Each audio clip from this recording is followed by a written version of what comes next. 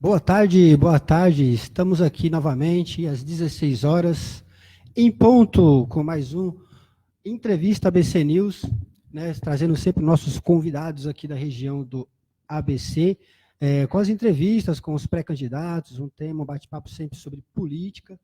E como estamos em anos de eleição, a gente está fazendo essa bateria, essa série de entrevistas hoje, começamos há 2 semanas, com os pré-candidatos, né, da região. Vamos convidar todas as cidades que têm os seus pré-candidatos, fiquem atentos que logo mais chegarão os convites.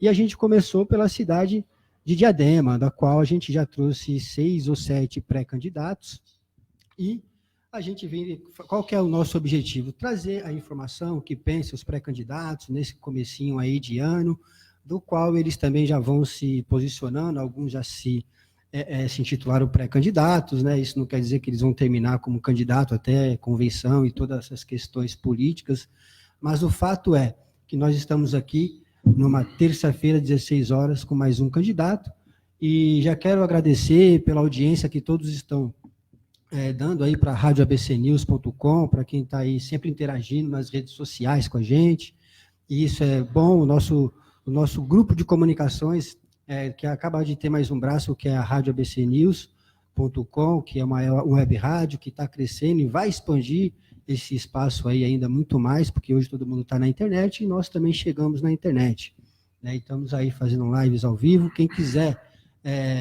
mandar mensagem, por exemplo, o WhatsApp está sempre ativo, né, que é o 934466653, e a gente recebe a sua mensagem, faz as suas perguntas, os seus elogios com os pré-candidatos que estão passando por aqui. Quem também quiser agora acessar a gente já está direto lá, como coloca o Facebook na sua tela, né, no Popular ao vivo, né, quem está ao vivo, por exemplo, pelo Facebook, já está vendo quem está aqui com a gente, nosso convidado.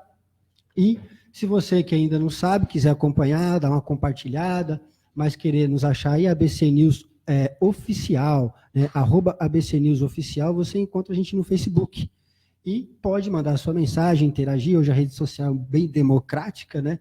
Você pode falar o que quer, não é bloqueado nada lá, e acho que é desse jeito. A única coisa que nós pedimos é que sejam educados, coerentes nas perguntas, né? Muitas vezes é muito fácil estar do outro lado aí, falar e escrever. Mas pedimos cautela aí, e educação acima de tudo, que todos têm. A gente sempre teve entrevistados aqui que foram bem atendidos, tiveram perguntas bem educadas. Eu acho que esse é o caminho, né? E hoje, como a gente compartilha, toda vez que a gente vai ter um entrevistado, a gente compartilha, muitas pessoas já sabem, a gente está aqui com o nosso entrevistado, que é o José de Felipe Júnior. Para quem está no rádio, não tem imagem, a gente já estou dando aqui o nome dele, muitas pessoas já sabem, teve muito compartilhamento no nosso banner, e isso é legal. Obrigado mais uma vez pela audiência de todos, tanto no rádio, na nossa web rádio, como também no Facebook. Então, quero agradecer, uma boa tarde, e é isso. Quem quiser, Grupo ABC News nas redes sociais, também tem lá no Instagram, né? Quero parabenizar aqui o nosso amigo Marco Ribeiro, jornalista, radialista, que está aqui na técnica, sempre com a gente, e fazendo o melhor para que nós nos mantendo no ar, né? Que não é nada fácil também, operando aqui. Valeu, Marcão. É isso aí. Falar que a gente tem outros programas também, por exemplo, todos os dias às 11 da manhã, a gente tem um bate-papo das 11, né? E amanhã a gente vai estar com uma pessoa aí do Serasa, por exemplo. Me passaram o nome quase agora, depois eu posso passar para vocês, mas às 11 ela vai estar aqui, porque o Serasa vai estar fazendo alguns atendimentos aqui na Praça Lauro Michos, a partir de amanhã. Não, hoje começou dia 11, e se eu não me engano vai até sexta-feira. Só que amanhã vai ter um representante deles aqui batendo um papo com a gente, falando sobre atendimento, a importância do Serasa aqui. E é isso. E a gente começa aqui com a nossa programação, dando aqui uma boa tarde para o José de Felipe Júnior. Tudo bem, José? Boa tarde, Lubac, boa tarde, Marco Ribeiro, a todos os nossos ouvintes, telespectadores. É uma satisfação estar aqui. A gente teve aí uns 2 ensaios e problema de agenda, né, Lubac? Foi interessante. E até que, enfim, nós estamos hoje aqui para bater um papo. Para mim é uma alegria. Obrigado pelo convite. Prefere ser chamado de José, de Felipe? José o pessoal me conhece como Felipe, né? Tá vendo? Então pode chamar Felipe mesmo. Não estou tão informado assim, né? Brincadeira. É que eu passei esses dias que a gente falou que o senhor ia estar por aqui, por exemplo, e por coincidência não, ninguém tem a obrigação de conhecer o José de Felipe Júnior, nem o Elias, nem ninguém. E 3 pessoas que eu perguntei, assista lá o programa amanhã, que vai estar o Felipe, o prefeito. Mas quem é o Felipe? Pô, o cara foi prefeito 3 vezes. É claro que eram pessoas jovens, né? De repente, não conhecia. Mas perguntou, eu falei, então, às 4 da tarde, amanhã, hoje, por exemplo, o rapaz também não sabia. Mas é isso, você é Lubac, conhecido. É um desafio, né? Eu estava aqui fazendo umas contas, né? Eu tenho uma honra, tenho uma alegria enorme de estar trabalhando. Eu comecei a trabalhar em Diadema, na Prefeitura de Diadema, como na época se chamava diretor do Departamento de Obras, que hoje equivale a um secretário, né, de obras, no final de 86, né? Já faz alguns 34 anos, né? 34 anos. E então, para mim é uma honra, uma alegria, né, a gente falar sobre Diadema. E eu deixei de ser prefeito há quase 12 anos atrás. Então, de fato, o pessoal mais jovem, ou pessoas que mudaram para a cidade. Ontem mesmo eu estava conversando aí num bairro, ali na Vila Conceição, encontrei uma senhora, a dona Roberta, numa esquina, né, que ela estava ali esperando, e a gente estava conversando num grupinho. Ela veio da Paraíba 8 anos atrás e também não sabia quem era Felipe, né? Então, para mim, também é um desafio a gente voltar a debater a cidade, conversar, conhecer essas pessoas novas, ter a opinião deles, né, como opiniões relevantes, porque a gente possa saber o que a nossa cidade tem em termos de expectativas e com cidadãos e cidadãs que formam aquilo que é o mais importante na cidade, que são os seus habitantes. Eu estou falando que as 3 que eu perguntei, que pedi para assistir, que falou que não conhecia, mas o senhor é uma sumidade na cidade de Diadema. O senhor ficou 2 anos afastado, então, por exemplo, foi deputado estadual e federal, e quando é deputado federal, principalmente, fica muito longe do reduto, da cidade, de alguma forma ajudando, tem o seu reduto, mas assim, não está naquele contato o tempo todo, coisa que o senhor até gosta. Tem a fama de estar sempre próximo das pessoas, mesmo depois de eleito, como prefeito, tem essa questão. O Lubac, eu entendo, né, que a política, aliás, nós estamos cada vez mais que exaltar, enaltecer, fortalecer a boa prática política. É através da boa política que nós vamos reencontrar o caminho desse país, que nós vamos, diria também, reencontrar o caminho de Diadema, né? E essa boa política, ela exige isso, a presença. Presença nos espaços públicos, presença na comunidade, ouvindo, debatendo, estimulando as pessoas a conhecerem mais a sua cidade. Agora, você aqui nos dá um exemplo, nos dá uma referência muito importante, né? Eu fui prefeito a primeira vez há quase 30 anos atrás, né? 92 foi a primeira vez que eu me elegi, né? E agora, com as redes sociais, eu tenho novos instrumentos de comunicação. Aliás, você vê, os meios de comunicação sempre foram, acho que, um grande desafio, e eu diria que as cidades da grande São Paulo têm um déficit, tem uma ausência, uma carência desses instrumentos de comunicação, rádios e TV. Quer dizer, você tem, por exemplo, a questão do debate no período eleitoral. As TVs, Diadema não tem um programa TV, uma cidade de 400 mil habitantes, tamanho de muitas capitais aí do Brasil, né? Tamanho equivalente a capitais, por exemplo, hoje Florianópolis, ou mesmo Natal, ou cidades como Vitória, né? Cidades que têm por volta de 500, 600 mil habitantes, São Bernardo do Campo, Santo André, Guarulhos, que tem quase 1,5 milhão de habitantes, né? Não tem um programa de televisão e de rádio específica da cidade. Então, os meios de comunicação, quer dizer, através das redes sociais, eu acho que nós começamos a criar, né,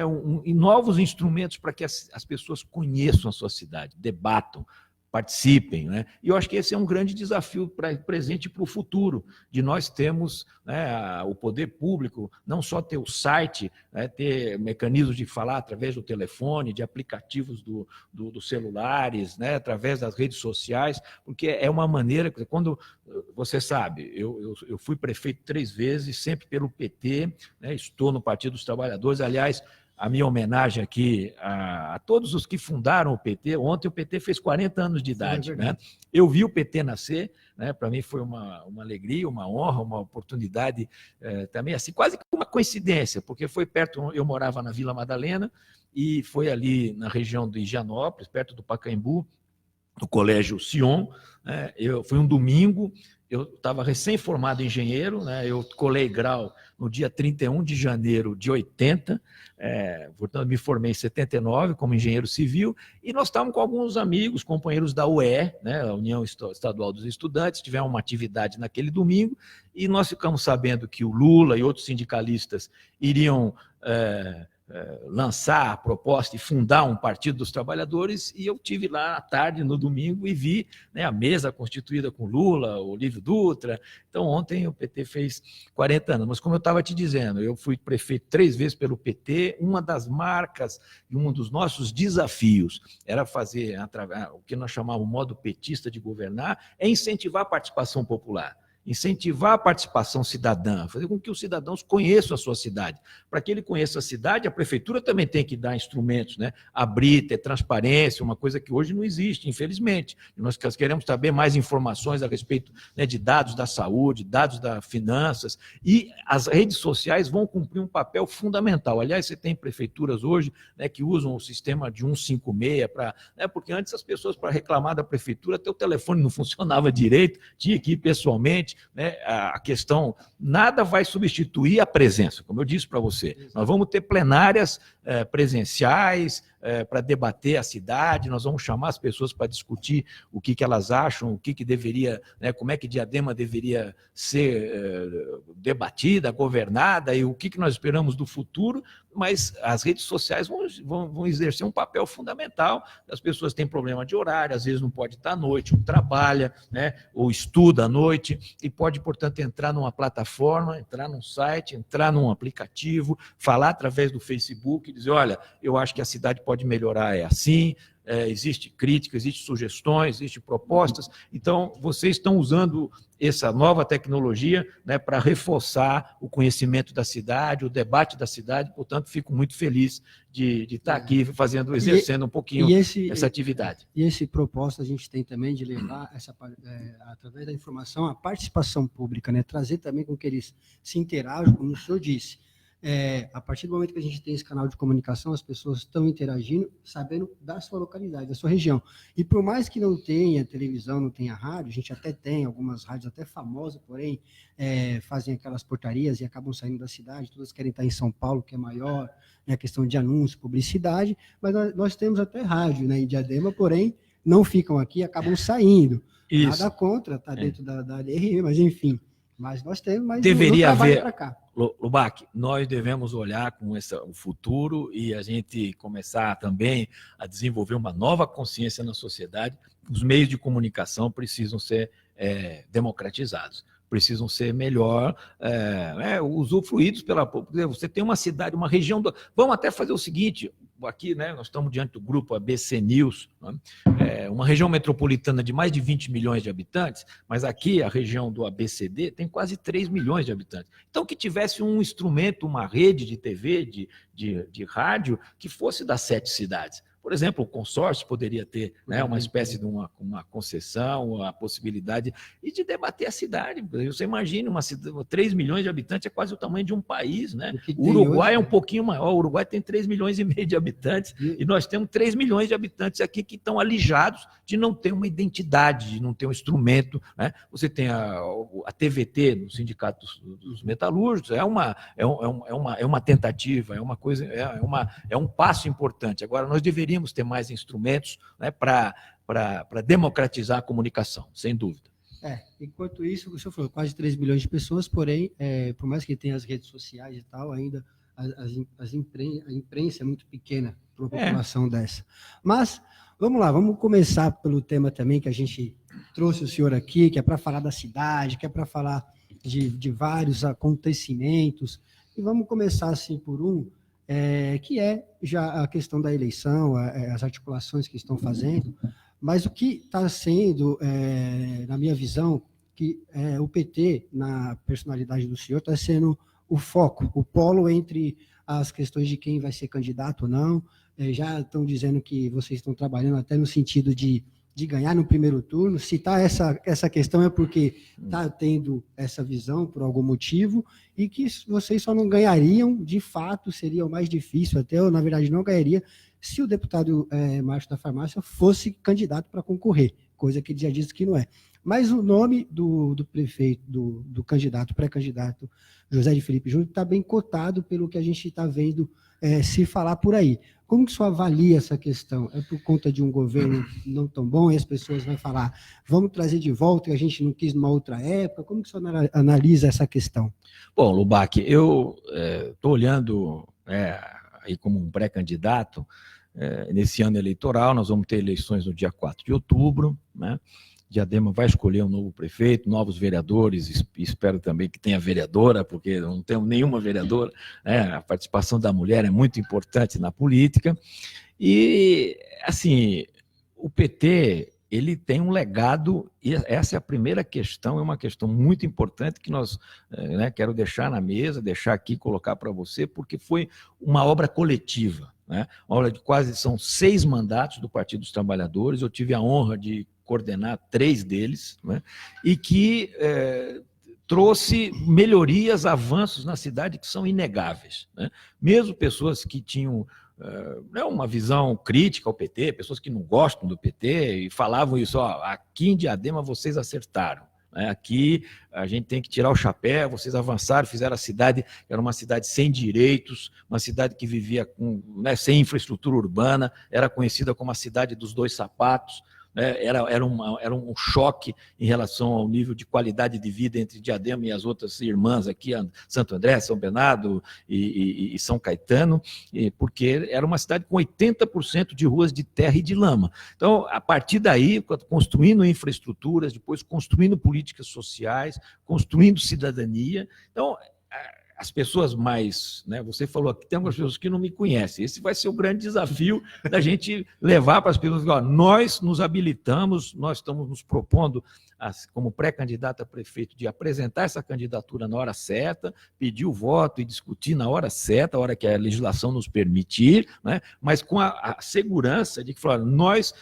nós vamos fazer tais e tais propostas, nós vamos até debater algumas coisas aqui nesse programa, sem dúvida, né? Mas com a legitimidade, com a segurança, vamos dizer assim, com a marca registrada de quem já fez, de quem teve a capacidade de realizar, teve a capacidade de transformar a cidade para melhor, né? Não pensamos, não estamos com nenhuma intenção assim de nos colocarmos como vencedores antes da hora e nem ganhar no primeiro turno, né? Nós vamos fazer uma estratégia eleitoral, né, para termos a maior quantidade de votos no primeiro turno e nos prepararmos para o segundo turno, né? Essa é a postura mais correta, né? Ninguém ganha eleição antes da hora, né? Como diz um companheiro nosso, pior do que já ganhou, só o já perdeu, né? Então nós não queremos nem já perdeu, nem já ganhou. Nós queremos fazer um plano, né, para conquistar mais a confiança da cidade, consolidar as pessoas que já estão manifestando que gostariam de votar na proposta nossa e ampliar para as pessoas que ou ainda têm dúvida, ou ainda não nos conhecem. Então esse é o grande desafio, com muita humildade, mas com muita firmeza, né? Com muito pé no chão, com muita capacidade de ouvir, mas também com uma segurança de que nós vamos apresentar muito boas propostas para a cidade. O senhor tem um know-how público, uma atividade pública há muito tempo, e passou por diversos setores, né? 3 vezes prefeito, por exemplo, deputado estadual, federal, secretário de obras aqui em Diadema e de saúde em São Paulo. Foi. É uma experiência que não tem como falar, esconder, está aí para todo mundo ver.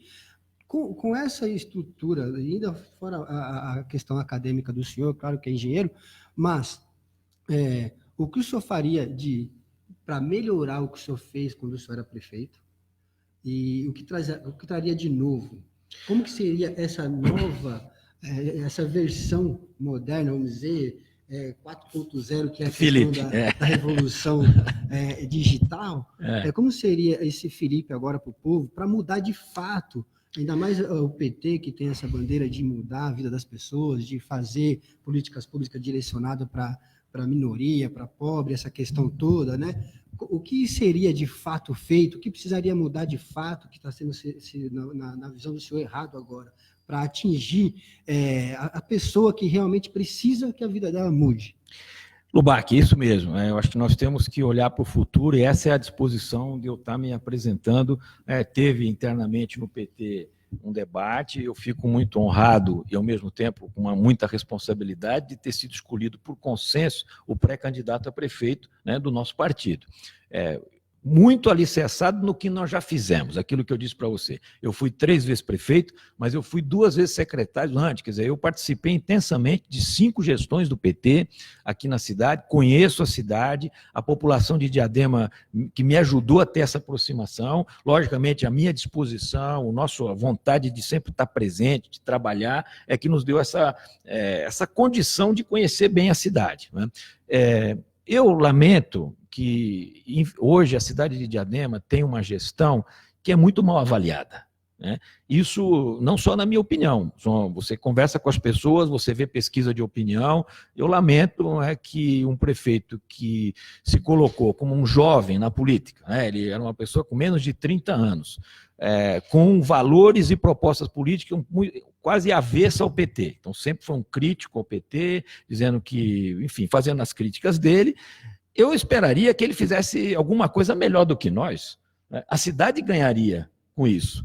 Eu fico bastante decepcionado, né, de ver que, quer dizer, ele se coloca como um prefeito verde. O prefeito verde é aquele que deveria ter políticas ambientais, não é isso? Tem um partido verde em qualquer lugar do mundo, traz essa questão tão importante, né, diante de tudo que nós estamos vivendo, o fenômeno do aquecimento global, a necessidade de valorizar cada vez mais, né, a água potável, o tratamento do esgoto, a coleta seletiva, a coleta de lixo, destinação do lixo, a questão né, de cuidar das áreas verdes, dos parques. E eu lamento que ele tem feito um trabalho que é o avesso disso. Primeiro vendeu a Saned, que é um absurdo, né? E com falsas propostas, ou na verdade com fatos que são falsos, dizer que tinha uma dívida impagável, não era isso, né? A dívida que a Saned tinha era uma dívida que a Sabesp dizia que era tal, mas nós dizíamos que não era aquele montante, era quase,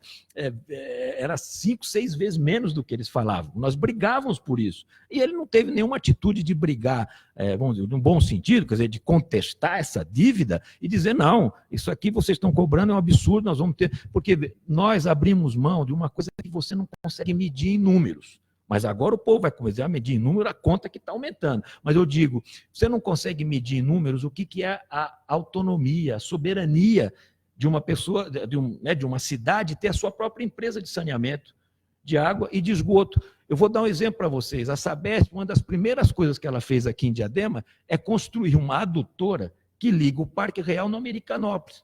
Porque a região sul de São Paulo tem problema de falta d'água e a região que tinha mais condições de oferecer água era Diadema. Então, é o seguinte, eu não tenho nenhum problema, quer dizer, eu acho que a questão de solidariedade aos irmãos de São Paulo. Agora, a Sabesp é responsável pelo abastecimento da cidade de São Paulo e ela que deveria buscar água em outro lugar para servir a Zona Sul e Diadema já está tendo problemas em algumas situações de falta d'água, né, por conta também dessa visão que agora a Sabesp vai cuidar de 30 e tantos municípios na Grande São Paulo. Eu estou dando esse exemplo para dizer para vocês que nós vamos fazer o avesso, né, do que o Lauro, o atual prefeito, ele dá um símbolo absolutamente, na minha opinião, atrasado, equivocado, quando ele entra na Praça Castelo Branco, tirando espaço do pedestre para devolver para o automóvel, quando o mundo inteiro está fazendo o contrário, está tirando espaço do automóvel para abrir espaço mais para o pedestre, para a bicicleta, para transporte público, e esse deve ser o conceito, inclusive o conceito de quem se diz um político que cuida do meio ambiente, né? Então, vamos lá, o que eu estou... Diadema, infelizmente, na gestão dele, andou para trás.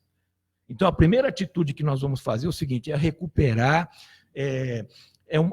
uma ação ativa, propositiva, uma ação na cidade para recuperar emprego, investimento e desenvolvimento econômico. Embora nós tenhamos uma situação nacional, que, aliás, o próprio Lauro ajudou a construir esse golpe que foi contra a Dilma, o golpe que levou o Temer, que produziu essa figura que para nós é uma coisa, uma infelicidade, o Brasil tem um presidente que é a negação da boa política, né, um homofóbico, que põe pessoas que são nazistas do seu lado, porque quem contratou o cara que é nazista é o presidente da República, não vai dizer que não sabia, quer dizer, coisas que nos envergonham, e não estou vendo nenhuma recuperação da economia. Eu vi hoje os dados de o lucro dos bancos, o lucro do Itaú foi 17%, o lucro do Bradesco foi 10%, lucro do outro banco, do Itaú, Bradesco e Santander, 17%, e o aumento do salário mínimo, 0,1%. Quer dizer, mostrando que esse governo está voltado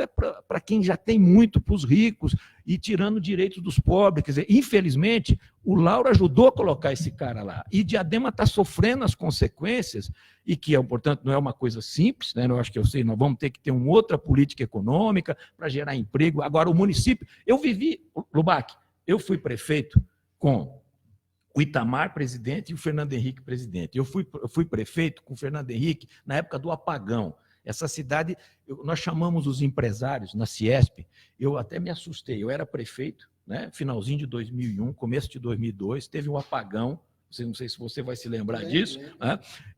Eu chamei uma reunião na Ciesp, esperando que fossem uns 100 empresários, foram 400. Diadema tinha 1.000 e tantas indústrias, entre médias e grandes, praticamente quase metade delas foi nessa reunião, porque eles falaram, meu Deus, o que nós vamos fazer agora? Né? A cidade, nós vamos reduzir 20%, 30% a energia elétrica, então nós mobilizamos a cidade para lutar pelo emprego, mesmo numa situação adversa, e é que eu acho que esse governo não está fazendo. Diadema perdeu ICMS, o telespectador, acompanha o nosso seguidor aí pelos Facebook, pelas redes sociais. Essa é uma coisa que nós precisamos estancar, é uma sangria que está acontecendo. Estou respondendo agora, começando a responder diretamente às suas questões. Nós temos que parar essa sangria da perda de dinamismo econômico na nossa cidade.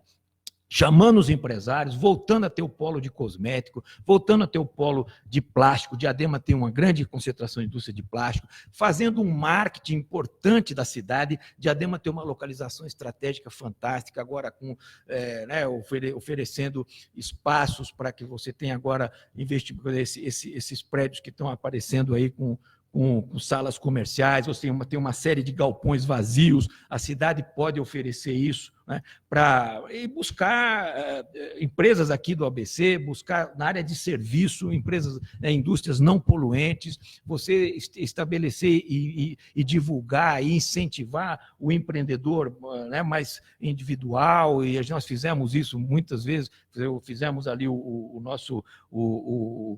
tiramos o camelô e fizemos o shopping popular, quer dizer, incentivar o comércio, a prestação de serviço, mas também a cidade não pode perder com tanta força como perdeu o produto industrial. Nós perdemos, Diadema tinha um índice de 0,98 de ICMS, caiu para 0,82. Isso significa que em 4 anos nós perdemos 100 milhões de reais no ICMS, né? E 100 milhões de receita, mas perdemos 20 mil empregos na área industrial. Diadema tinha, em 2014, tinha aproximadamente 60 mil empregos industriais. Hoje tem 40 mil. Então, isso é evidente, é a política do governo federal? E que o Lauro ajudou a tirar o PT e colocar esse governo lá. E agora nós vamos ter que lutar e trabalhar para que a gente possa ter, né, como está se fazendo aí, eu acho que a questão do consórcio é um instrumento importante também que ele abdicou, né, as prefeituras juntas para a gente poder recuperar parte desses empregos que nós perdemos. E aí, só para entrar um pouco no assunto da questão do Partido Verde, a gente sabe, eu acho que até o eleitor, as pessoas que agora que começaram a acompanhar a política, o que acontece?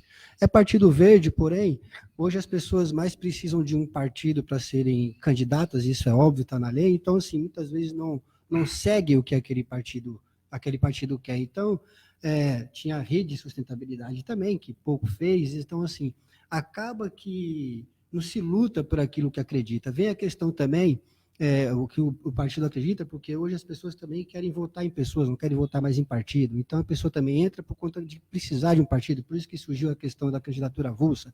Aí tem a questão também dos bancos, que sempre geram muitos lucros exorbitantes, e isso não é dessa gestão, é de, acho que 50 ou muito mais tempo atrás, então acho que não é exclusividade de ninguém, é de todos. No meu ponto de vista, a gente aqui que é jornalista, vai acompanhando as coisas, a gente tem uma rádio, tem o Facebook, a gente tem que analisar a questão macro, no sentido, a gente não entra na questão política, então assim, eu acho que o político em si, ele tem que começar a observar algumas questões.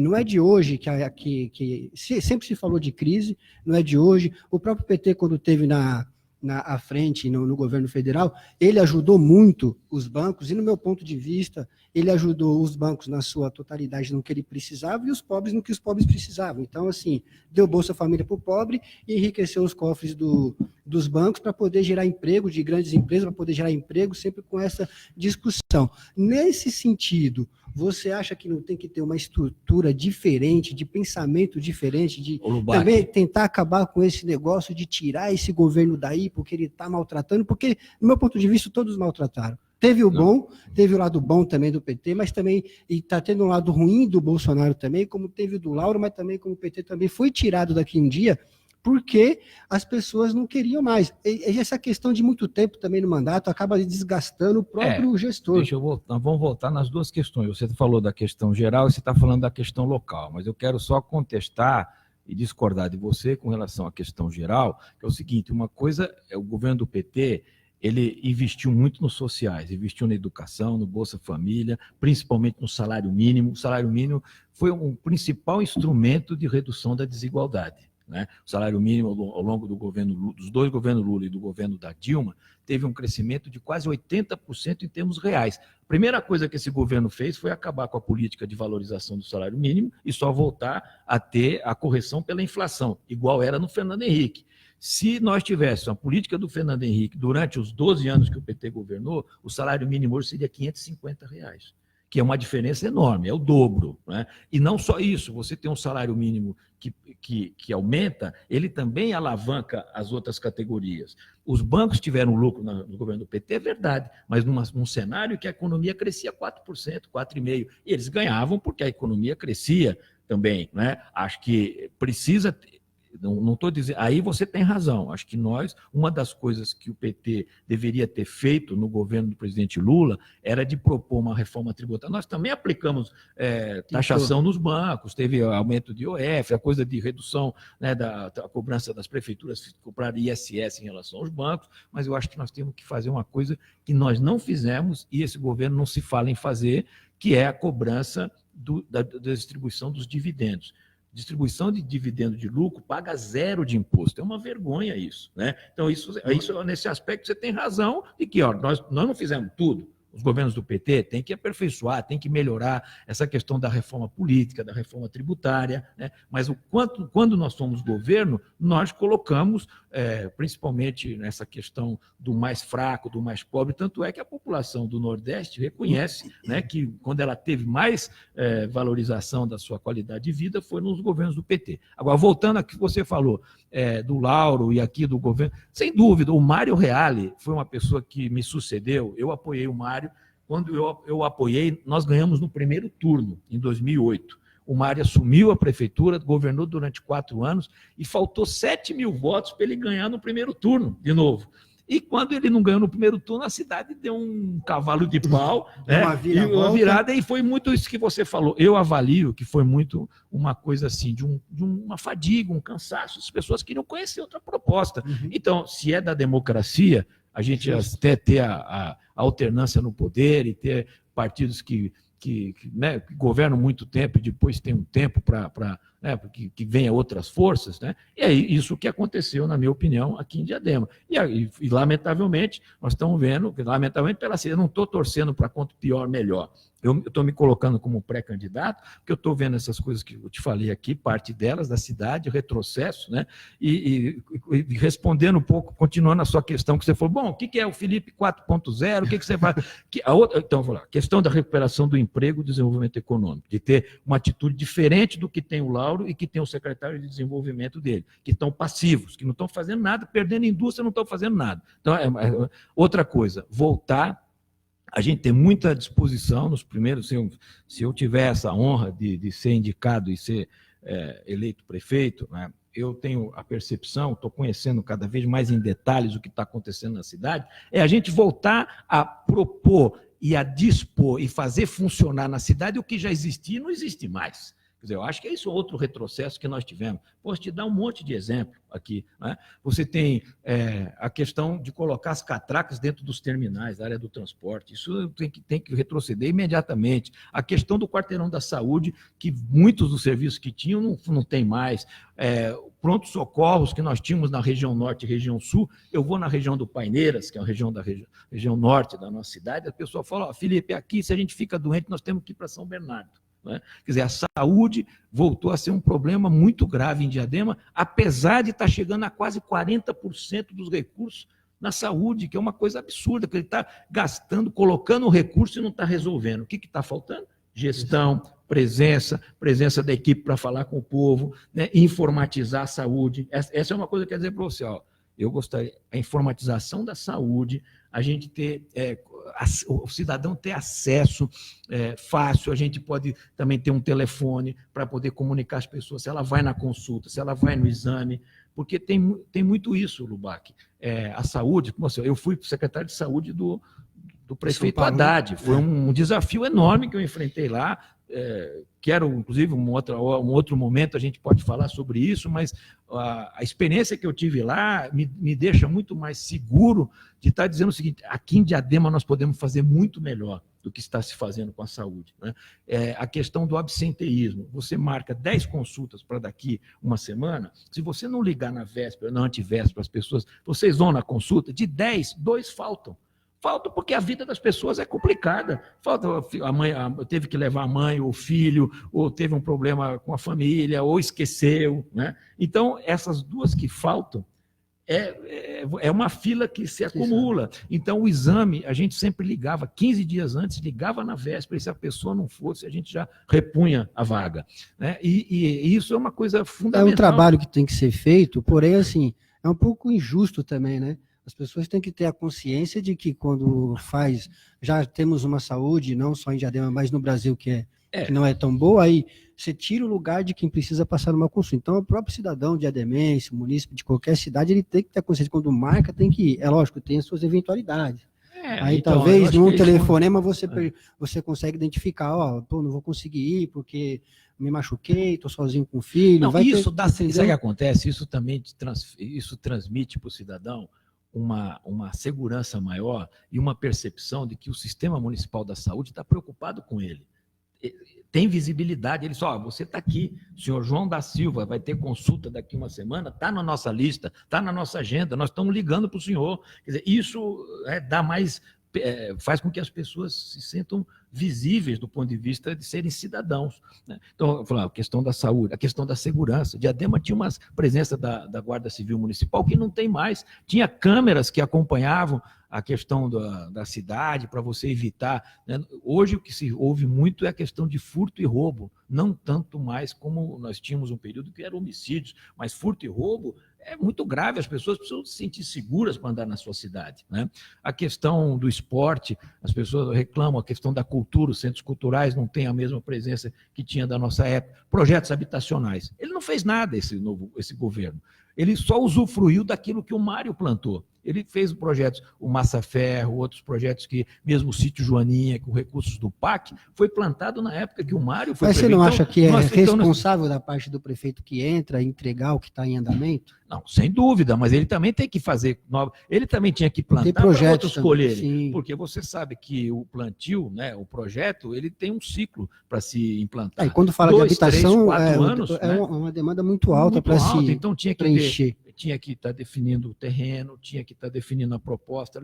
Ele perdeu agora 70 milhões para um hospital novo, né? Você deve ter acompanhado. Sim. Falou tanto do hospital e deixou de levar documento, quer dizer, mostra uma total irresponsabilidade. Quer dizer, essa atitude nós não vamos ter, pode ter certeza disso. Né? Agora, nós também temos que olhar a cidade naquilo que ela tem que oferecer. Né? Eu fico a Ecovias, coisas novas que nós estamos pensando para a cidade. Né? Beleza, Ecovias. 25 anos de pedágio. Você sabe quanto que já recolhemos nesse pedágio? Aproximadamente 90 milhões de reais. Não estou falando do Quanto INSS. tempo? Não faço ideia. 25 anos. 25 anos. 25 e anos. Para onde de vai o verdade. dinheiro? Esse dinheiro vai para concessão, para Ecovias. Não volta nada para o Não, município? então, eu pergunto para você, onde voltou? Não voltou. O que eles fazem ali é roçar o mato, de vez em quando, na beira da estrada na ilha, né? Na ilha de separação das duas pistas. Isso, né? O senhor está falando do pedágio que entra os dois aqui em Diadema. pedágios em Diadema, em Eldorado. o 16 e o 20. Certo. Né? Então, o seguinte, perto de 90 milhões nesses 25 anos, um cálculo rápido que nós fizemos, cálculo simples, porque se você, inclusive, colocar isso, né, em juros compostos, se você colocar isso ao longo do tempo com rendimento, dá mais. Então, é um assunto que nós vamos aprofundar. Porque é o seguinte, precisa fazer obras né, para reduzir o impacto negativo que a Imigrantes teve na cidade. Ligação da 7 de setembro, ligação da Santa lá com o Jardim Portinari, novas passarelas para pedestres, iluminar a via Imigrantes, iluminar. A Anchieta tem uma iluminação, ela tem um trecho urbano aqui, dos dois lados da Imigrantes, onde existe a cidade de Diadema, você tem uma maior densidade demográfica do Brasil, a segunda maior do Brasil. Então, você iluminando, você vai melhorar a segurança de quem está na pista e de quem está lindeiramente a pista, né? Uma coisa que vai também trazer uma sensação de segurança. A questão do acesso do quilômetro 16, fazer um viaduto para que as pessoas que vão para São Bernardo não tenham que passar por 2 ou 3 semáforos, né? Então, essa questão da Ecovia, isso depende do quê? De pressão, de demanda, os baixos dos viadutos. Diadema tem uma carência enorme de área pública. Tem sentido? Isso é porque é um prefeito que não anda, é um prefeito que não vê a cidade e não tem criatividade. Você me desculpa, porque é o seguinte, você tem ali debaixo do viaduto da Vila Nogueira, ali na Dona Ruiz Ferraz Alvim, você tem aproximadamente 10 mil metros quadrados, que eu sei porque eu fui secretário de obras, ali a gente tinha montanhas de areia, de pedra, de bica corrida, fazia guia, sarjeta, fazia tubo, porque a cidade precisava de infraestrutura. Hoje nós já estamos com a infraestrutura pronta, para que tem um espaço daquele ocioso? Não é? E se não abre aquilo, quer dizer, abrir aquele espaço para fazer um parque, para fazer uma área de lazer, as pessoas têm cada vez mais tendo consciência. Você vê a quantidade de academias e de espaços de atividade física que abriu a cidade? Não só Diadema, isso está sendo uma coisa muito positiva. Sim. As pessoas cuidando da sua atividade física, fazendo condicionamento físico, fazendo academia, elas melhoram a mente e o corpo e a mente. Quer dizer, e com isso, a gente também incentivar nas nossas UBS que a quantidade desses espaços para as pessoas caminharem. Ter outros, o Parque do Paço, foi nós que fizemos. Eu fiz no meu primeiro governo, né? Então, agora, olhar esses espaços ociosos. Uma grande área lá do Eldorado, ao sítio Morungaba, que a gente cedeu para a Unifesp não quis, está fazendo um prédio aqui do lado do terminal. É pegar de volta esse... Sabe quanto nós temos lá, Lubac? 200 mil metros quadrados de área, na beira da represa. É fazer um outro parque. É discutir a possibilidade de fazer a ligação e fazer um transporte lacustre, que se chama transporte por água, ligando Diadema a Santo Amaro, ligando Diadema ao Grajaú. Quer dizer, você tem ideias, tem propostas para a gente fazer, né? E com isso dá mais dinamismo para a cidade. Essas são coisas que a gente vem debatendo, vem discutindo, né? E são coisas que a gente gostaria muito de propor e de fazer. Né? Bom, isso demonstra já um pouquinho do conhecimento que o senhor tem por Diadema, né? Nesse tempo todo, até como prefeito, não tem como negar. Eu vou mandar aqui um abraço para algumas pessoas aqui nas redes sociais, né? Graças a Deus, a gente está cada dia mais conseguindo audiência, um público. Isso é importante. O povo está ouvindo a gente? Tá, que você tá ao vivo, tá mandando mensagem para caramba. Daqui a pouco a gente vai entrar nos assuntos espinhosos aí que as pessoas estão querendo saber. Mas, Alexandre Santos, um abraço. Helena Barcelos, Nilson Soares, Lindenberg, do Jardim Marinene Diadema, Carol Colares, o Everson, Erosvan Marinheiro, né, o Alexandre de novo, Daniel Baifavela, enfim, tem bastante coisa aqui, Márcia, né, Erosvan de novo. Todas essas pessoas estão, isso eu estou vendo aqui, mensagens que estão chegando no WhatsApp, tem também no Facebook, quem quiser ir lá, Grupo ABC News, consegue nos ver lá na live que a gente está fazendo aqui com pré-candidato a prefeito José de Felipe Júnior, pelo Partido dos Trabalhadores do PT, São 125 já comentários aqui, diversos compartilhamentos, a gente não consegue acompanhar. O Daniel Coelho, boa tarde, Daniel. Andréa Barbosa, grande Felipe, a luta continua. Gelson Santana, fala sobre as empresas de transporte, que é muito importante, porque não coloca ônibus de peso. Aí, vamos tirar essas catracas, se Deus quiser. Pode entrar, vamos mostrar para a dona Beatriz, que é a dona dessas coisas todas aí, de que não precisa ter catracas. Nós levamos 80 mil, Lobato, desculpa, deixa eu falar sobre isso, porque essa é uma coisa que eu acho que eu conheço. Porque nós implantamos essas linhas municipais na segunda gestão do PT, na época que o prefeito era o Zé Augusto, eu era secretário de obras dele. Depois, quando eu fui prefeito novamente, em 93, 96, 2001, fizemos um ajuste dessas linhas, fizemos inclusive as linhas com tarifa zero, né, lá no Eldorado, no terminal, para poder alimentar os terminais. É o seguinte, nós alimentamos os 2 terminais da Metra, da MTU, nós levamos passageiros para eles. Aproximadamente 80 mil passageiros dia o nosso sistema leva. 30 mil nós levamos lá, que normalmente eles não utilizariam o sistema dos 2 terminais, que se a gente tivesse, por exemplo, linhas independentes. Você vê, Diadema não tem uma circular que sai do Eldorado, vai para o Campanário, vai para o Paineiras, faz inclusive a disputa com eles. Uhum. Nós podíamos começar a disputar passageiros com eles. Certo. Será que eles querem isso? Eu não quero isso, porque isso vai piorar o serviço. Agora, nós levamos os passageiros para eles e mostramos, provamos. Você acha que essa pressão do empresário não tinha na nossa época? Lógico que tinha, só que a gente mostrava, a gente resistia, falava, né? Infelizmente foi o que não aconteceu. E é um absurdo, a semana eu tive lá andando aqui, eu fui, às vezes não, 1, 2 vezes por semana eu pego o trólebus, né? Muita gente me encontra aí andando de ônibus, porque o metrô, quando eu preciso ir para a Avenida Paulista, quando tenho que ir para São Paulo, para conta do trabalho do meu escritório, eu vou de metrô, né? Ontem, por exemplo, o dia do caos aí da chuva, eu fui de metrô e cheguei na estação Vila Mariana em 20 minutos ali do Jabaquara, né? Não foi rápido. Então, eu passei, portanto, passo na catraca ali, pagando R$ 1,25, que é um absurdo, né? É um bloqueio, né? É uma evasão de recursos, e essa é uma das coisas que o cidadão perguntou aí, ele está coberto de razão. A gente tem que fazer a melhoria, e não só isso, quer dizer, as catracas se representam um retrocesso, mas a gente pode melhorar muito, né, o transporte municipal aqui em Diadema. Então, Felipe, vou mudar um pouco de assunto, e voltando automaticamente, essa eleição é uma questão de honra para o PT, tem essa questão de temos que ganhar a cidade de Diadema onde tudo começou, para reativar, voltar, ter aquele grito de a luta continua, companheiro. Como que é essa sensação? Não, ou é simplesmente o trabalho, sem dúvida, né? Ganhar a cidade onde ele teve primeiro prefeito, tem essa questão, né? Ajuda, né? Anima a militância também? É isso que está me motivando a ser candidato, né, Lubac? É como, por exemplo, vamos dar um exemplo aí, vocês que gostam de futebol, né, Gonzaga? No Corinthians, que ficou não sei quantos anos sem ser campeão, e que nós temos que ser campeão esse ano, né? Eu que sou palmeirense, estou vendo já quanto tempo que a gente não ganha um campeonato paulista, né? Tá indo, então, a gente quer ser campeão. Então acho que é evidente que tem esse estímulo, a cidade de Diadema, né? É um marco para nós, né? Agora, a comparação com o futebol é muito pobre. Eu acho que aí eu estou dando um exemplo aqui dessa que o brasileiro é emotivo quando eu acho que o que nos motiva é de que, de fato, eu acho que nós temos a certeza que temos uma equipe preparada, nós temos gente que conhece mais a cidade, que mostrou que fez, e que a gente quer que Diadema tenha um outro astral, né? Que seja mais feliz, que as pessoas falam, ela já foi mais feliz. Você tem... hoje, pesquisa de satisfação, você tem perto de 40% das pessoas que estão insatisfeitas de morar aqui, né? Então, isso tem muito a ver com a política local. Então, isso que me motiva.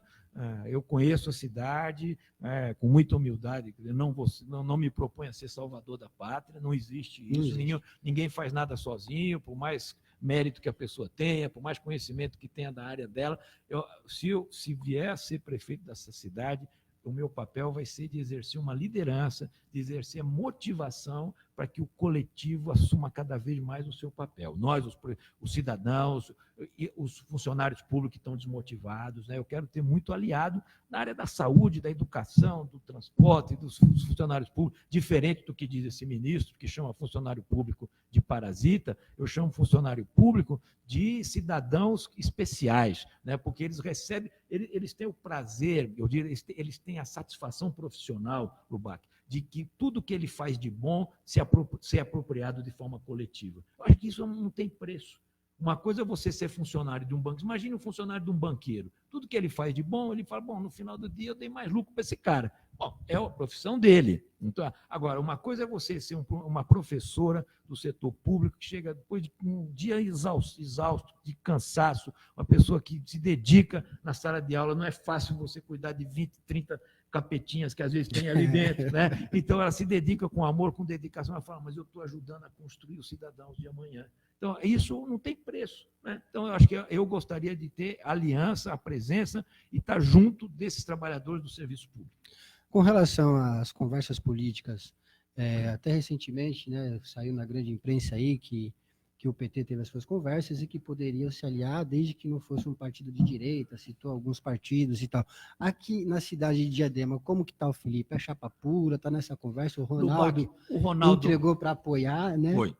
O Ronaldo é uma pessoa que eu respeito muito e falei, nós estamos juntos, ele faz parte de uma comissão, inclusive, que está conversando com outras forças. Ele está colocado como pré-candidato a vereador, pré-candidato a vice, desculpa, né? E ele é um nome que certamente vai agregar valor se nós, ao longo desse processo todo, né, a gente chegar discutindo com outras forças, debatendo internamente entre nós, e que ele pode ser e deve ser o vice, mas ainda nós não definimos isso, porque eu acho que nós também temos que ter uma tática que seja flexível, que ouça. Por exemplo, nós vamos conversar, eu estou esperando a semana que vem uma agenda do Guilherme Boulos, do PSOL. Nós queremos o apoio do PSOL aqui. O PSOL o PT tirou uma resolução esse fim de semana indicando partidos com os quais nós vamos procurar conversa e, se possível, alianças, né? PSOL, PDT, PSB, PCdoB, Rede e... Avante? Não, esses são os partidos que estão na resolução. Tá. Os que estão vetados na resolução é o PSDB e o DEM.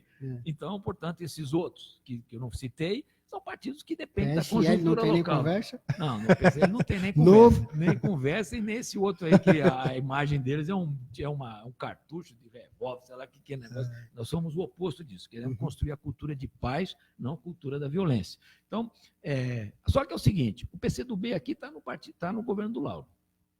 O PSB também está no governo do Lauro, né? A Rede, pelo que eu sei, está se juntando com o TACA, né? Então, assim, eu acho que nós estamos com um espaço, vamos dizer, de aliança mais restrito. Né? Vamos conversar com lideranças. Vai ser todo mundo contra o PT? Não, então, não vai ser contra Por exemplo, vamos falar, acho que não é todo mundo contra o PT. Por exemplo, o senhor falou alguns partidos, não falou do PDT. Tem o PDT aí com o Fábio Júnior, o professor Fábio Júnior, né, já passou aqui com a gente até. O Roberto Holanda, o presidente. O Roberto Holanda, eu estive conversando com eles. Há a possibilidade, de repente, de um vice, o professor? Pois eu acho que tudo isso nós estamos abertos para debater. Ele tem discutir. A mesma linha de esquerda também por conta dessa questão. Tem. Então, eu falei do PDT. Então, o PDT e o PSOL, dentro dessa lista que eu te citei, são os dois partidos com os quais a gente estão disponíveis, porque estão na oposição ao governo local, né? E nós vamos conversar com outras lideranças, vamos conversar com movimentos sociais, com sindicatos, né, com associações de moradia, que é a força do Ronaldo, vem daí, conversar com outras lideranças da cidade, que, não, né, que podem compor além dos partidos políticos. O PT não tem nenhuma pretensão de ganhar sozinho e de governar sozinho. Nós somos uma força que a gente acho que merece respeito, porque é o partido mais querido aqui na cidade, né? Depois o segundo lugar está lá embaixo, né? Em segundo tem menos de 2%. Então, é um partido que a gente tem muita honra de eu participar, de ser membro do PT. Agora, nós sabemos que a cidade é mais ampla do que isso, né? Para governar, quer dizer, além nós estamos com 24%, 25% de apoio ao PT, A gente, para governar, precisa ter mais de 50, né? Para ganhar, indo para o segundo turno. Então, nós temos muita disposição para fazer esse debate, ouvir, debater, discutir e nos somarmos das outras forças. O senhor falou de 24%, se diziam 30%, que é o voto fiel do PT. O PT, então, aqui... Você acha que diminuiu? Não, eu digo o seguinte, é que você... Não, 30%, vamos lá, 24% é do número total, né? Esses 30% foi dos votos válidos que o Luiz Marinho teve, né? Que deve dar mais ou menos isso. Em termos dos votos totais, deve ser 22%, 24%. O Luiz Marinho ganhou as eleições em 18, né? Com isso mesmo, com 30% dos votos válidos. Foram 200 mil votos válidos para governador, ele teve 60 mil. Então, é um patrimônio isso. Sim. Né? É um patrimônio, tá? Um número que está colocado na mesa. Agora, 30% dos votos válidos? Precisa de mais 20 para chegar em 50, não precisa. Então, nós podemos ampliar. Eu acho que o meu nome tem a condição de ampliar um pouco, mas eu acho que não tem condições. Tem que atingir esses 3 jovens que não conhecem o Felipe. Tem que atingir os jovens que não conhecem o Felipe. Nós temos que falar na região central, que é a região onde o PT tem um pouco mais de dificuldades. Né? Nós temos que falar com o público evangélico, que com tudo que foi feito e com a ação que recebemos contra o PT se distanciou um pouco e nós queremos retomar, que é um povo com o qual a gente tem, né, convívio aqui em Diadema ao longo do período em que eu fui prefeito. Então, nós temos que ter todo esse cuidado, fazer uma boa chapa de vereadores e vereadora, estamos cuidando disso, né, para que possa haver uma ampliação, vamos dizer, né, a nível de micro-regiões e bairros, para que a gente leve a nossa proposta. Então, é um quebra-cabeça. Então, o caso do PSOL já é uma coisa certa. Não, é uma conversa. É uma conversa, mas é certa. Não é certa. Mesmo o PCdoB o PCdoB está no governo. O PCdoB está no governo. E o PDT? O PDT não. Conversa também. Conversamos também, isso aí. Bacana. E você vai acompanhando aí com a sua... Né? A gente vai perguntando todo dia, liga para um, recebe muita ligação hoje, graças a Deus o pessoal liga e tal, e vai interagindo. Vamos dar um pouco assim, um pouco da água para o vinho. O Lula vai vir aqui fazer campanha e pegar no braço do senhor e levantar? E outra coisa, o senhor tem convicção que ele é inocente? Tenho. Não a convicção do Delaiol, claro, né? Não, eu tenho certeza que o presidente Lula honrou a confiança e o voto que o povo deu a ele. O presidente Lula não desviou recurso público para se beneficiar pessoalmente. Está aí, ele tem uma vida... Nem para ninguém, é claro. Não, nem para ninguém, nem para ele. Agora, ele não vai responder pelo Palocci? Não. Lamentavelmente, o Palocci, para mim, foi uma grande decepção, eu lamento, né? Isso faz parte, quer dizer, eu diria o seguinte, para cada Palocci, o PT tem 10... Celso Daniel, Eloy Pietá, Luiz Marinho, não vou falar de mim, vou falar dos outros, tá certo? O Emídio, a Maria Helena, o Edinho, são gestores e ex-prefeitos e prefeitos, Fernando Haddad, que honraram a confiança que o povo deu e que teve ética, teve honestidade na gestão do recurso público, Lubac. É isso. Agora, nós tivemos Palocci, tivemos outros, tivemos. Né? Assim, uma instituição...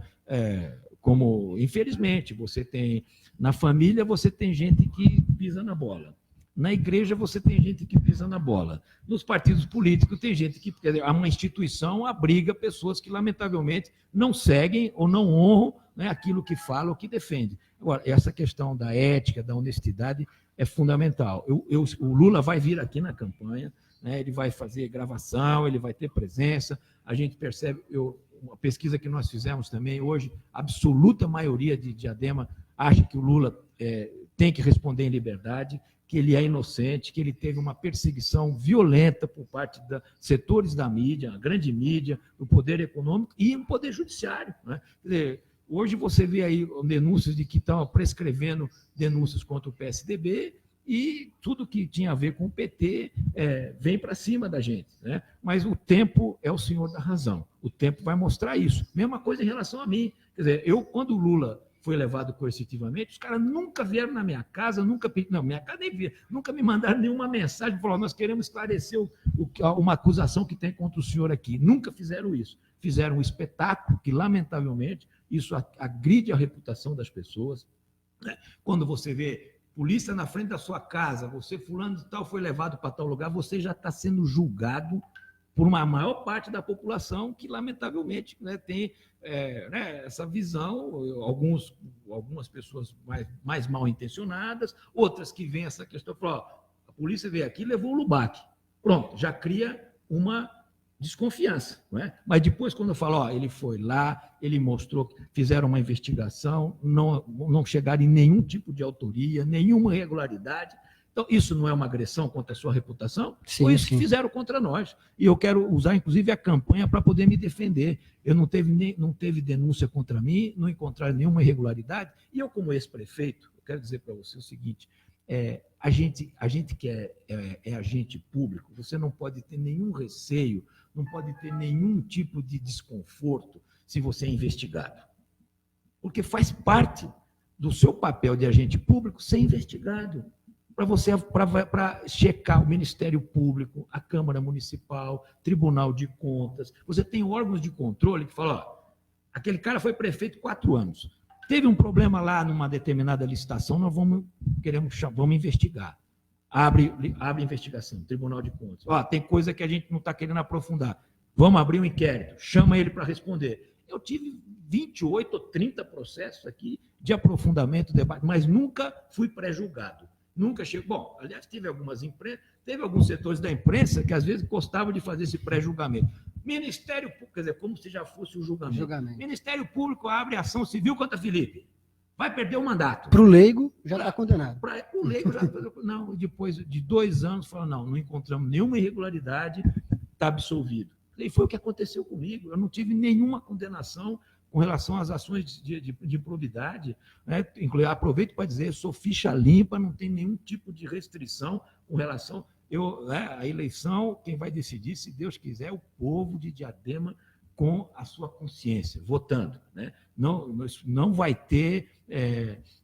Como é que chama isso aí? Não vai ter acordos. Aquela coisa quando o jogo não acontece lá, tapetão. Tapetão. Não vai ter que ganhar do tapetão. Você vai ter que ganhar da gente no voto. Né? Então, eu acho que isso é uma coisa que me deixa confortável e, ao mesmo tempo, querendo falar para o eleitor, né, que, lamentavelmente, o sistema de justiça ele foi politizado. O Lula sofreu essa chamada lawfare, né, que é uma...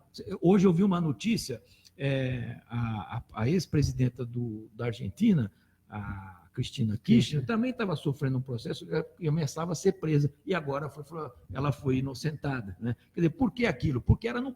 Agora já elegeu, o povo colocou ela lá, respeite ela. Né? Quer dizer, e o Lula foi, logicamente, que a gente percebeu que ele sofreu essa perseguição para não ser o candidato. Né? E agora estamos sofrendo as consequências, né, de uma pessoa que jamais teria tamanho, estatura para ser presidente do Brasil se não tivesse tido o golpe, destruindo o centro político. Porque é o seguinte, na tentativa de destruir o PT, destruir o Lula, destruíram o PSDB. Né? Como nós tomamos tanta pancada que foi em cima de nós, em cima do PT, e nós estamos segurando, vamos defender, vamos fazer a defesa daquilo que nós achamos que é os valores que fazem com que o PT exista. Agora, como diz o Lula, tomou uma pancada no ninho dos tucanos, sumiu tudo. Sumiu todo mundo. Sumiu tudo. Então, quer dizer, lamentavelmente, não é bom que o centro político seja destruído. Não é bom.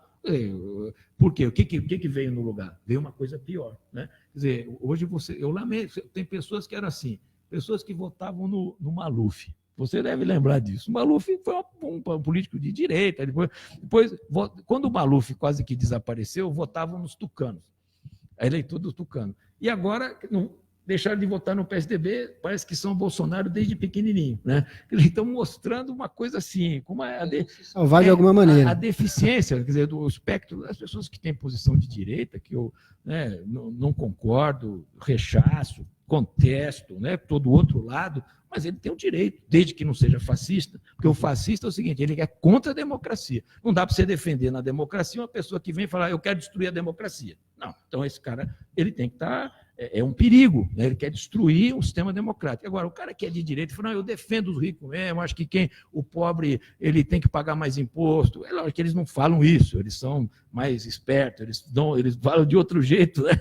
Mas no fundo quer dizer isso, defendo o empresário, eu acho que as pessoas têm que ter, né, como fala, que o Uber agora tem esse partido novo que está aí, que diz que todo tem que ser empreendedor. Né? uma pessoa que está no Uber não é empreendedor, ele, lamentavelmente, ele está procurando manter o trabalho dele. Então, são essas coisas que a gente vai poder debater mais, né, Lubac? Mas eu agradeço muito esse espaço para começar a fazer esse debate. Eu acho que nós temos que fazer essa discussão para fazer com que a política, né, a gente possa ter um ambiente onde se debata as ideias, possa também a gente poder fazer a defesa daquilo que a gente se sentiu injustiçado, né, e que eu não tinha espaço para falar. A Rede Globo me colocou lá com um cara que, de vez em quando eles colocam isso, o Felipe disse que era tesoureiro e que batia lá na porta, que não deixava o cara em paz buscando dinheiro. Você já viu? De vez em quando. Claro. É o seguinte, esse cara, eu nunca vi ele na vida. Eu ia te perguntar sobre isso. Eu nunca vi esse cara na vida. É um cara da Odebrecht. E eu estou só esperando, para que o meu processo, que agora parece que está bem perto de ser arquivado, porque foi pedido o arquivamento pela Polícia Federal, falou não tem autoria, não tem nenhuma irregularidade contra o senhor José Felipe. O Ministério Público agora, se não tiver politização, se não tiver uma postura eleitoral, ele vai imediatamente, porque é assim que funciona, vai pedir o arquivamento. Pedindo o arquivamento, eu vou entrar contra esse cidadão que eu nunca vi na vida e que, pelo fato de eu ter sido tesoureiro do Lula, ele pode falar o quê? Não, esse tesoureiro do Lula vinha aqui me perturbar, eu não sei quanto. Eu nunca vi esse cara na vida. Tá? Falei lá no meu depoimento e não tem relação dele minha com telefone, com nenhum tipo de contato que eu pudesse ter com ele. Numa dessa aí, se o senhor vai preso, o senhor também ser um preso político, injustiçado? Bom, os processos estão dizendo também, até agora não houve nada contra, de repente pode ser arquivado, né? É isso que eu estou esperando, que faça justiça. Né? Vamos, para a gente finalizar, o senhor falou bastante, eu queria entrar nessa questão de sair em vários jornais o ano passado, a gente também publicou algumas coisas, e que o prefeito Lauro Michels dizia o seguinte, com relação ao IPRED, uma questão que o senhor uma pessoa que... preciso ver, nós tivemos aqui, o Ligeirinho estava aqui, né? Nosso grande amigo, Arlindo Ribeiro estava aqui, ele fez uma matéria sobre isso, não foi? Foi. O Mastro Antônio, Sérgio. Exatamente. Pode fazer a pergunta. Mas ele disse o seguinte, ele disse que tem que fazer uma mudança no Instituto da Previdência, urgente, porque em 5 anos vai quebrar.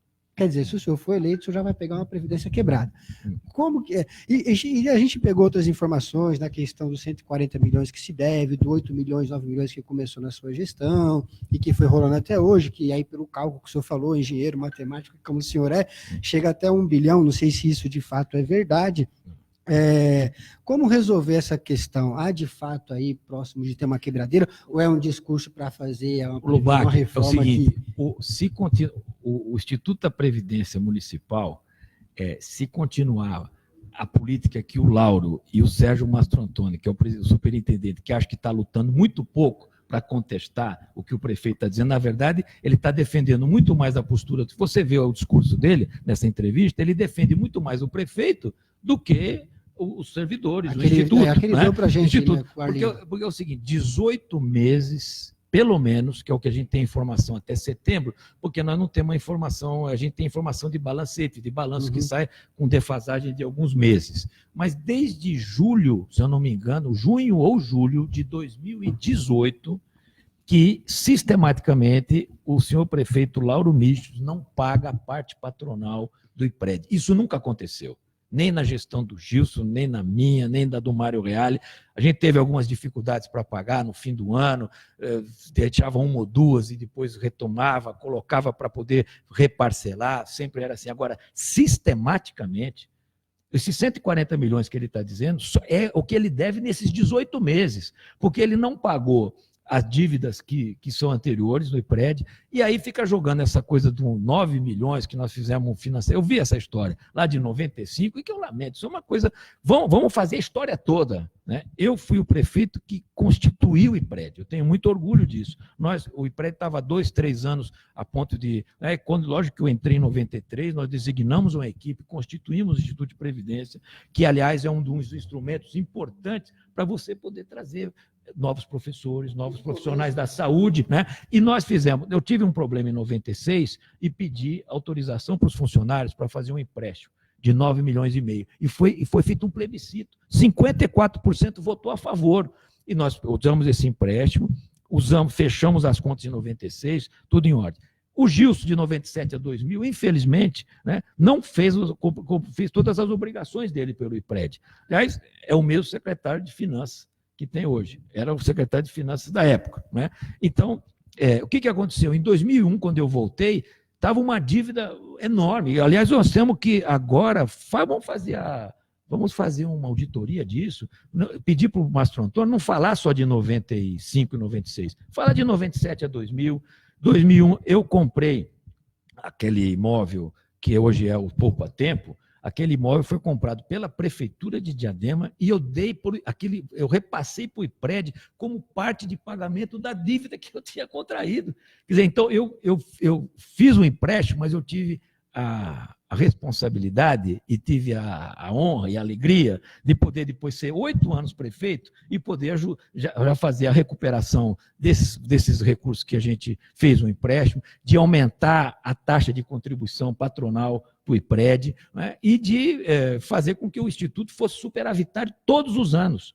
Esse ano que passou foi a primeira vez na vida que o IPRED foi deficitário. O que é isso? Ele precisou usar recurso do seu fundo, do seu crédito, do seu montante de aplicação para poder pagar as aposentadorias. Primeira vez, o ano passado. O que o senhor Mastro Antônio tem para falar disso? Se continuar essa política do Lauro, ele não dura 5 anos. Eu acho que em 3, 4 anos ele estaria inviabilizado.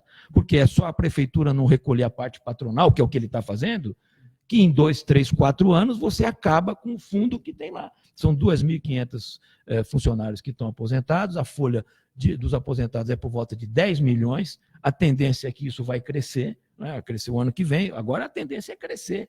E ele não está pagando, não está pagando a parcela das dívidas anteriores e não está pagando a parcela patronal. Então, nós precisamos ter a história completa. Não pode só passar 2 capítulos da novela. Tem que passar a história completa, fazer uma auditoria, e aí nós vamos fazer a defesa, porque dos dados como eu estou te falando aqui, lamentavelmente, uma postura muito irresponsável de atuar quase pela destruição do Instituto de Previdência Municipal. E esses parcelamentos que ele consegue toda vez quando chega na Câmara Municipal?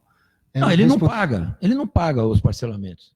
Tem 3 ou 4, tem 3, 4 parcelamentos aprovando o parcelamento ele dele, não paga. Agora, esse ano ele tem um problema. A lei de responsabilidade fiscal o impede eu quero ver como é que ele vai fazer. Eu quero ver como é que ele vai sair dessa. No começo dessa estrutura. Porque é o seguinte, ele não pode parcelar mais esse ano. Então, ele está com 140 milhões de dívidas só agora, de curto prazo, que ele não pagou. E o que ele vai fazer com isso? Eu acho que, inclusive, não está nem empenhado. Não, eu acho que vai ter problema aí no fim do ano com ele. No começo desse projeto da criação, havia o servidor pagava 5%, ao invés de 11%, e o patronal também, e aí depois teve que fazer aquela alíquota suplementar. Isso, exatamente. Foi o estudo atuarial, que é o seguinte, nós começamos com um número, porque no começo, do IPRED, você tinha muito pouca gente era aposentada, dava para fazer um processo assim escalonado, começar com 5%, até é uma forma de você fazer com que o salário líquido do funcionário fosse mais atrativo, tinha as razões para isso, mas ao longo do tempo esse número tinha que crescer. O número, se eu não me engano, era 5 do funcionário e era 10 do patronal. O patronal foi para 13, se eu não me engano. 14 ou 14. O funcionário acho que está em 11 agora, não é isso? E tem uma alíquota que era de reposição de déficit de dívidas anteriores que chega a quase 30% para repor. Agora, isso tem que ser analisado. Hoje a situação financeira da prefeitura não permite que você pague esses 30%, mas tinha obrigação de pagar os 13%. Ele não está pagando nem os 13%, nem os 30%, e, enfim, está jogando como ele sempre faz, acusando os outros. O Instituto vai quebrar o ano que vem, daqui 4 anos, 5 anos, como ele já preveu? Se continuasse o Lauro, eu acho que e com essa política que ele está adotando, eu acho que não aguenta 4 anos. Né? Se o senhor for eleito, não quebra. Se for eleito, nós vamos chamar os funcionários, nós vamos fazer um esforço enorme e vamos recompor o IPRED, porque é um instrumento muito importante de segurança para o funcionário público. não só o que está aposentado, mas o que está trabalhando. Ele está trabalhando para... E ao contrário do que está sendo essa questão da política de previdência do governo Bolsonaro, né, de tirar direitos. E o funcionário público ele quer uma carreira estável, quer trabalhar, eu acho que isso é importante, e a aposentadoria é um dos fatores que faz com que ele venha na carreira. Né? O senhor acha que não há necessidade de fazer essa reforma aqui, nessa situação não, que está em prédio, por exemplo? Não dá para fazer milagre. Nós não vamos ter varinha de condão para falar, olha, agora nós vamos ter que fazer um ajuste nas finanças para pagar a parte patronal. É o mínimo que nós temos que fazer, né? É pagar. Ele está pagando 10 milhões por mês para a SPDM. Sabe o que é isso, a SPDM? É uma OS da Saúde, está pagando 10 milhões para 1.500 funcionários, né? Tem denúncias, inclusive, de que gente que não é da saúde, nós temos que apurar isso, para a gente não fazer aqui nenhum tipo de acusação leviana. Então, a bancada do PT está pedindo informações a respeito disso. Né? Agora, ele paga 10 milhões para uma OS e deixa de pagar 7 milhões para o IPRED, que são os funcionários. E onde está a coerência disso? Não é? Bom, quero agradecer aqui o José de Felipe Júnior, que deu uma estendida no nosso bate-papo, duraria até mais, porque ele fala bem, fala bastante. Desculpa, você abriu um espaço, nós queremos falar, né, Lubac? Só que, assim, o que a gente está vendo aqui nas redes sociais, que acaba sendo nosso termômetro a princípio, o pessoal está gostando, está curtindo bastante, está vindo bastante paulada, mas está vindo bastante elogio também, eu acho que é isso. E o nosso papel aqui, do Grupo ABC News, da Rádio ABC News, é justamente trazer essas pessoas que o ano que vem pode estar à frente da prefeitura e é você que vai escolher, e aí a responsabilidade é sua, é nossa, então a gente agora tem esse canal justamente para a gente entender o que eles pensam, o que eles pretendem fazer, o que eles não mudaram, por que não mudaram antes, querem mudar agora, enfim. Ainda vai ter outras conversas, a gente vai fazer novamente esses convites, né? Se de repente algumas pessoas não gostaram, não vão querer vir aqui, mas a gente vai dar uma forçada para que venha, porque o espaço não é para ele, para o pré-candidato, é para quem está aqui assistindo, para quem está mandando mensagem no Facebook. Vamos fazer debate. Isso é uma coisa boa. Espero que não tenha. Logo, vamos fazer debate. Vamos esperar que não tenha nenhum candidato igual ao Bolsonaro que não queira participar tem algum de debate. Grupo, tem alguma pessoa que você não aceitaria como vice, algum partido, além do PSDB? O DEM já falou também. São partidos que não seriam. Na questão regional, municipal, não é assim, né? Eu queria que o atual prefeito viesse aqui e falasse qual é a marca que ele vai deixar. Eu acho que eu fui 3 vezes prefeito. Eu posso dizer para você, Avenida Ulisses Guimarães, Avenida Luiz Carlos Prestes, o Quarteirão da Saúde. Não, o Quarteirão da Saúde nós fizemos, foi uma coisa importante. Trouxemos a Unifesp, fizemos o Parque do Eldorado, ampliamos. A pintura desse hospital municipal, que é uma vergonha, o Hospital Municipal de Piraporinha, a pintura e a última reforma dele externa e muitas coisas internas foi feita em 2004, quando eu fui prefeito. Quer dizer, então, qual é a marca que ele vai deixar? A questão nossa da segurança. Diadema ganhou um monte de prêmios pelas políticas que fez aqui na área da segurança, na habitação. Diadema representou o Brasil na feira, no encontro do Habitat Internacional, com 18 cidades brasileiras. Então, é isso, a gente quer saber... Seca. O que o senhor tem a dizer? A lei seca. A lei seca foi uma coisa muito importante. Eu estou ouvindo ruído aí que ele está querendo acabar. Não querem acabar com isso, estão dando algumas licenças especiais para alguns, tem que ter todo um relatório. Pois a lei seca... Não foi revogado nada, tudo acontece. Lubac, eu sempre falava o seguinte, eu tenho muita honra e muita alegria, para mim, uma satisfação de ter ajudado, e nós que construímos a lei seca, né, foi através de um debate, uma discussão séria aqui na cidade, demoramos 8 meses para tomar a decisão, depois mais 8 meses para implantar e implementar a lei, porque não foi uma coisa que caiu do céu, que jogou, debatemos, e passou a ter 95% de aprovação a lei.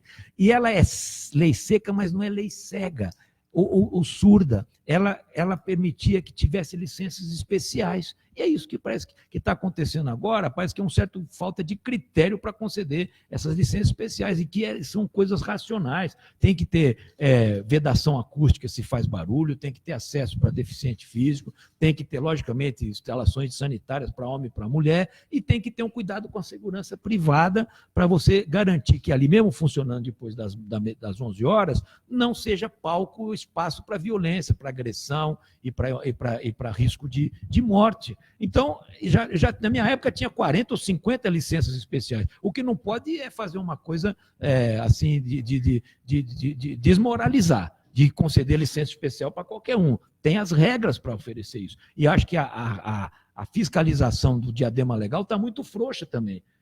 Assim como ele largou do pé na rua, não fez mais nada, não faz mais a manutenção da cidade, também o diadema legal, que era para chegar e coibir o funcionamento de bares que não tem licença especial, também está muito frouxa. Então, acho que isso que ele precisa melhorar. E é isso aí. A gente vai acabar aqui agora com essa entrevista, senão ela não acaba. Não vou fazer mais uma pergunta para você, José de Felipe. Vou te deixar convidado, já está convidado para uma próxima bateria, uma série de entrevistas que a gente vai fazer novamente, de repente depois de abril, quando os testes filiações e começar os ânimos ficarem mais quentes. Mas é isso aí, se despeça aí da galera então. Lubac, obrigado pelo espaço, obrigado aí o Marco Ribeiro e todos os que nos ajudaram aqui na produção dessa entrevista e principalmente um abraço a todos vocês, internautas e telespectadores, ouvintes, e para nós é uma satisfação poder dialogar, ouvir aí as sugestões, as críticas de vocês. Parabéns, Lubac, obrigado.